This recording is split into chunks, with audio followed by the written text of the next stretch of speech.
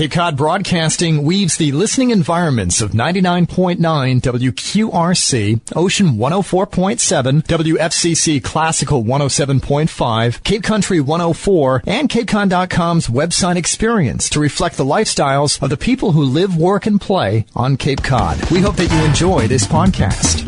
I'm Laura Reckford, and this is Sunday Journal. I'm here in the studio with C.L. Fornari, a writer and gardening expert here on the Cape, who had the idea last summer to do a Hydrangea Festival. And I remember hearing you talk about the idea last summer, and it seems to actually be happening. So, C.L. Fornari, welcome to the show. Oh, thank you. It's a pleasure to be here. Now, how did you get this idea to put on a Cape Cod Hydrangea Festival? Well, this idea originated about 2 or 3 years ago when my friend Marcia Chapman, who is a fellow plant geek, she and I were coming back from some event, and we were saying, Cape Cod needs a hydrangea festival. This is our signature plant. Everybody is crazy for it. We grow it well. This would be good for gardening. It would be good for garden centers. It would be good for business. So we kind of tossed the idea around at that point, but then I didn't do anything about it. And then last year, I heard somebody speaking at a garden writers convention about Garden Walk Buffalo. And Garden Walk Buffalo is a weekend in Buffalo, New York, where people open their gardens to the public. And it brings in over $4 million to the city of Buffalo every year. It is something there that has grown for 20 years. And so that got me thinking, all right, how can we do something similar on the Cape where we have private gardens that are open to the public? But unlike Buffalo, where it's all free, my thought was, how can we use this to generate money for local nonprofits? Because I'm on the board of a local nonprofit. I know how we're always looking for money. Every other nonprofit on the Cape is always looking for funding. So how can we use the Hydrangea Festival to generate money for nonprofits as well as for businesses? And that's when, the idea of having open gardens for the benefit of the nonprofits, $5 a garden over a 10-day period in July when the hydrangeas are blooming, that's when it all came together. It's such a great idea now. And I was wondering why hydrangeas in particular, because, of course, we have beautiful rhododendrons, beautiful roses, and beach roses. Why hydrangeas? Because several things. First of all, it really is our signature plant here on the Cape. People associate blue hydrangeas with Cape Cod. And that's number one. Number two, if you're having an event organized around garden visits, you don't want to do it when rhododendrons are in bloom because the weather can be pretty awful in May when the rhododendrons are in bloom. That's number one. And so hydrangeas are perfect because they are in full flower in July. That's a period of time when Cape Inns aren't fully booked, and so this is good for them. It is a period of time when Cape Gardens are actually pretty darn gorgeous because the annuals are in full flower by mid-July, and the perennials such as daylilies are in full bloom. Some of the roses are still flowering. So it makes sense in terms of what the gardens are doing as well. It's really our high season, as you say, that the gardens are so beautiful then. Now, for people who don't know hydrangeas, because I know people feel very passionately about hydrangeas, explain what makes hydrangeas so special in particular. Well, I think part of the reason that they are special to people is that the flower is just so outrageous. It's big and it's blue, yes, there are pink ones. Yes, there are white ones. They are all wonderful as well.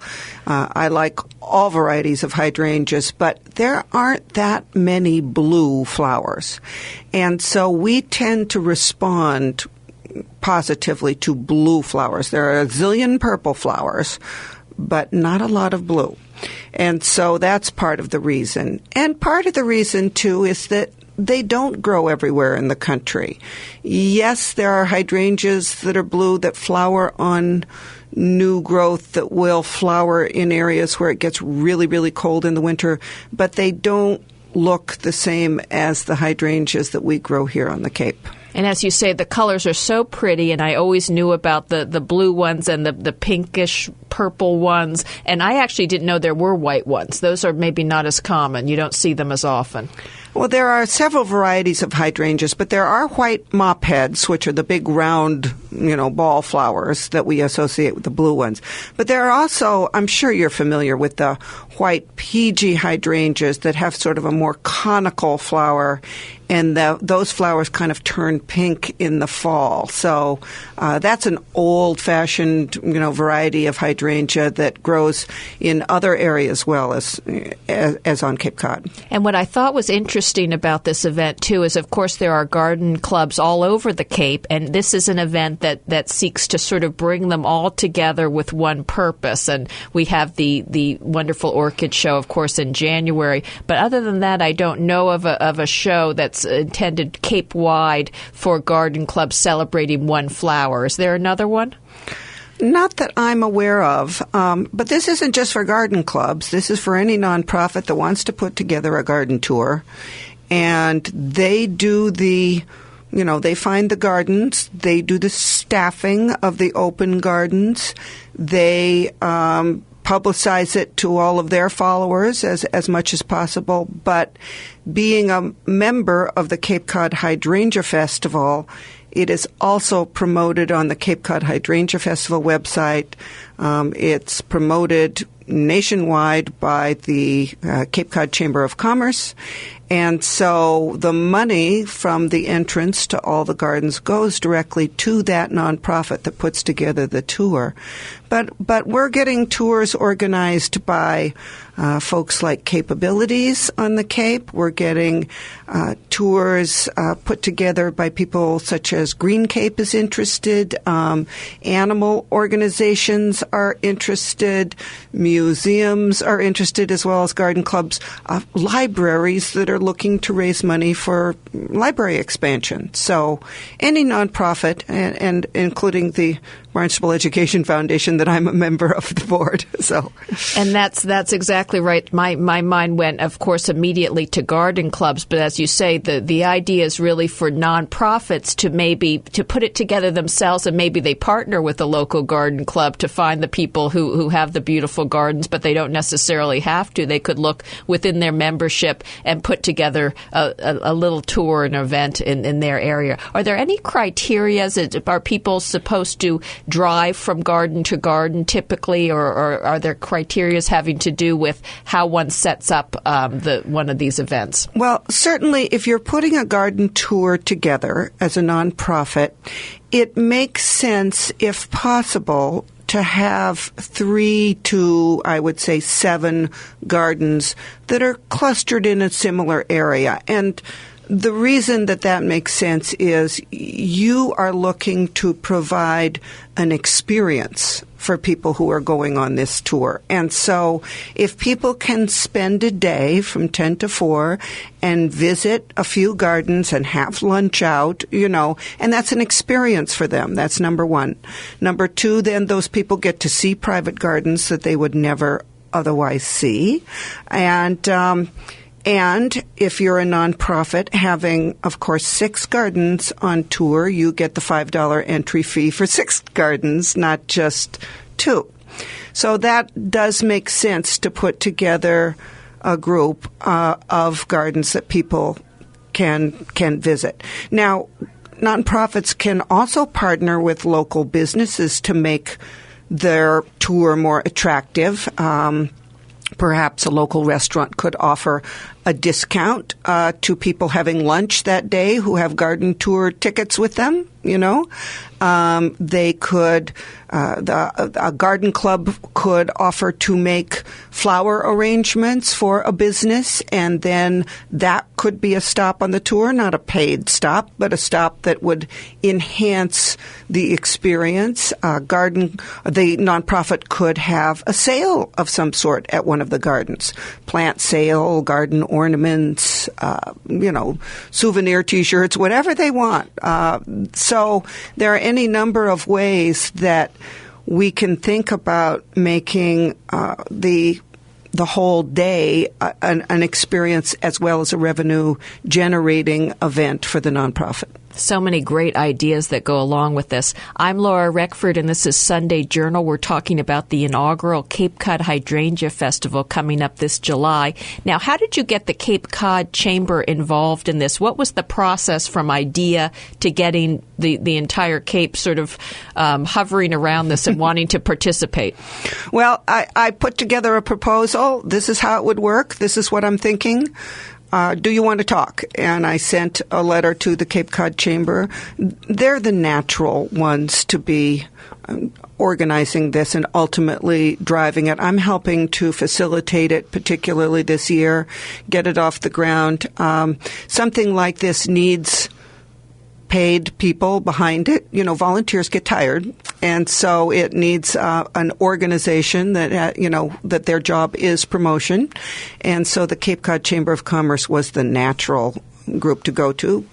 So, and then I met with them and laid it out, and we invited other people then to come and meet. For instance, Jeannie Gillis, the president of the Cape Cod Hydrangea Society, and my friend Marcia Chapman, who originated this idea with me on our drive home, and other people came, and we all talked about it and thought, yeah, let's see if we can make this happen.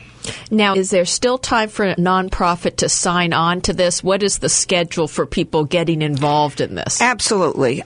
First of all, the sooner, of course, people make a commitment and decide, yes, we will have this many gardens on tour. We'll work out the details in the next month or so, but the sooner that they do, the better.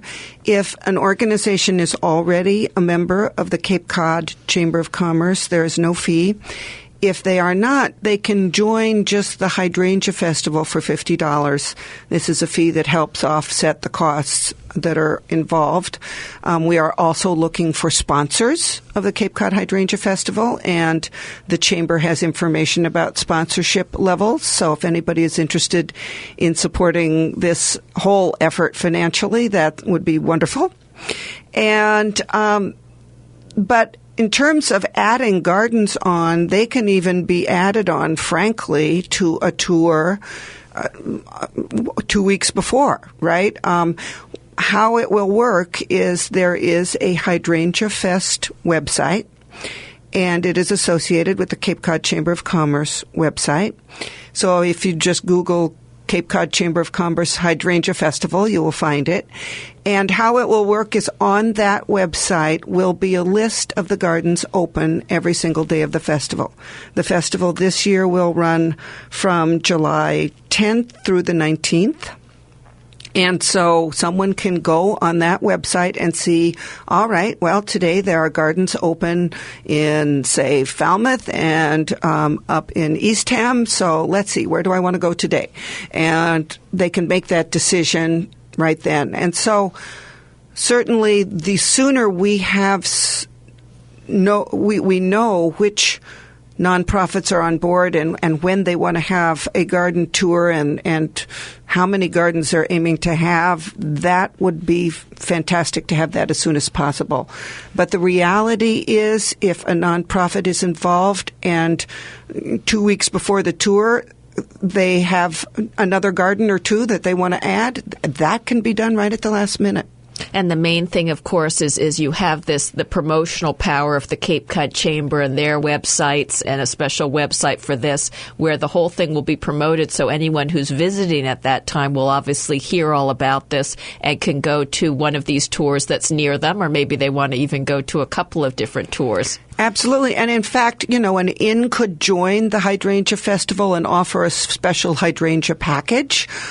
They could include a couple of garden tickets in terms of that package. If they wanted to do that, they can be listed as part of the Hydrangea Festival on the website.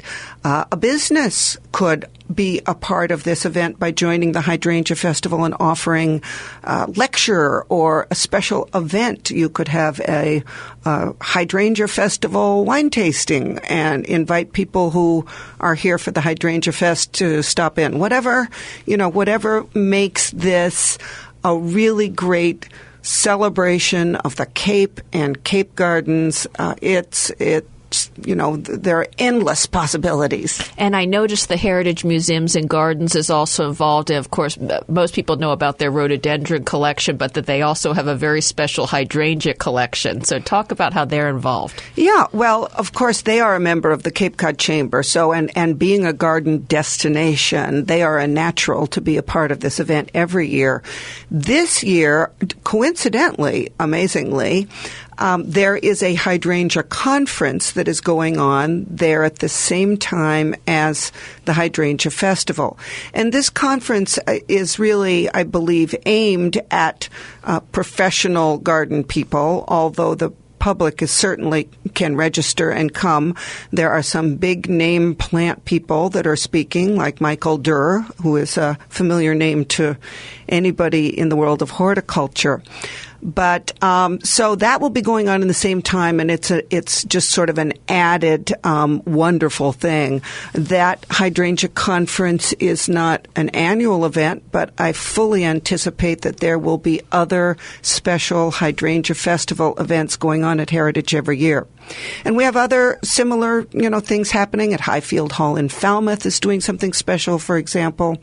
So it's going to be something that's good for, I think, museums and all types of nonprofits. Well, this is really going to be fun. Unfortunately, we're out of time. I've been talking to C.L. Fornari about the 10-day inaugural Cape Cod Hydrangea Festival that's scheduled for July 10th to 19th, all throughout the Cape this summer. C.L., thank you so much for being with me here today. My pleasure.